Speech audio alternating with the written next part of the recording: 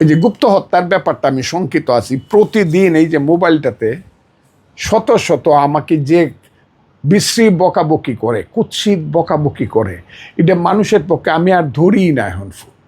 এ হলো ব্যাপারটা। এবং আমাকে যে হুমকি দিচ্ছে এবং আমাকে হত্যা করার যে হুমকি দিচ্ছে, এটা অসহনীয়।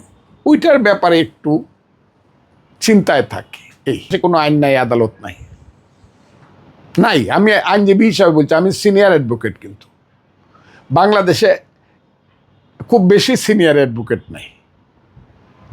শুধু সুপ্রিম কোর্টে কিছু সিনিয়র অ্যাডভোকেট আছে, হাইকোর্ট, সুপ্রিম কোর্টে। আমি তার কিছু, এটা 100-110। আমি বাংলাদেশে 1 লাখ উকিলের মধ্যে ওই 110-এর আমি সিনিয়র অ্যাডভোকেট। আমি বলতেছি, দেশে কোনো আইন নাই, আদালত নাই, এই দেশে কোনো বিচার নাই, এই দেশে কোনো আইনের শাসন নাই। কাজে আমি কোনো কারণে আমি কোনো মামলা মোকদ্দমা বা আইনের দ্বারস্থ হব, নেভার।